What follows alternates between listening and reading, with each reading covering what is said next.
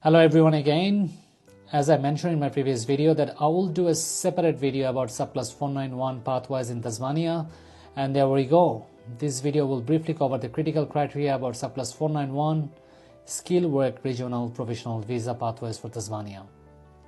Now the first most important thing to remember is that you must meet the minimum Tasmanian nomination requirements to be eligible for this subclass 491.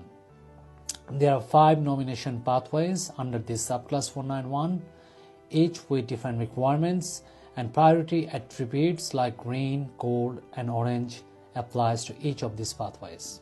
Priority attributes are used to rank your registration of interest. That means the most competitive candidates will be invited or are likely to be invited to apply for nomination.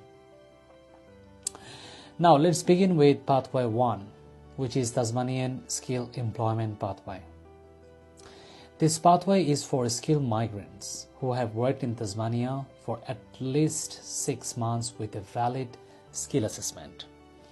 If you have related employment in an occupation list on the Tasmanian Onshore Skill Occupation List, which is called TOSOL, you may be eligible for nomination after 3 months of work. There are other eligibility requirements for this stream, such as employment, skill level, conditions, etc. So again, contact us to explore if you are eligible for this pathway or not. Now, pathway 2 is Tasmanian Skilled Graduate Pathway for Tasmanian graduates who have completed at least 1 year of full-time study with a Tasmanian 𝐁𝐨𝐴 registered education provider.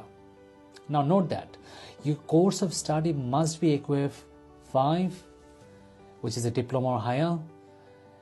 Your course must have been completed full-time and must be on site in Tasmania.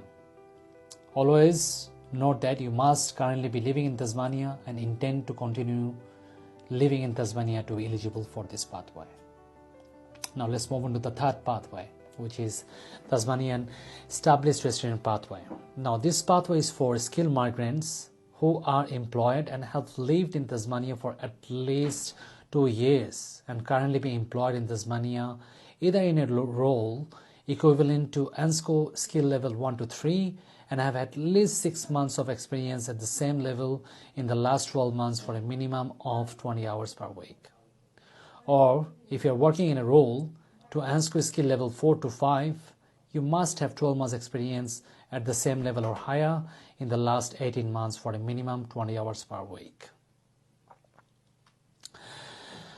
Now let's move on to the pathway 4, which is Tasmanian Business Operator Pathway. This pathway is for skilled migrants who have successfully established and operated a business in Tasmania for at least 12 months. There are also other eligibility requirements for this stream, which is vast and will be hard to cover in this video. Please feel free to contact us to learn more about your eligibility for this stream. Lastly, pathway 5, which is Overseas Applicant Job Offer Pathway.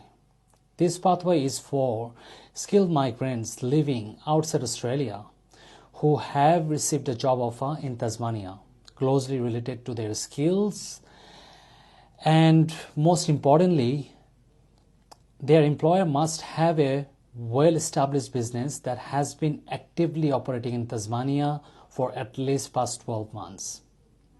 Also, there are other eligibility requirements like other streams. So for more information about this stream or any other stream, please feel free to contact us.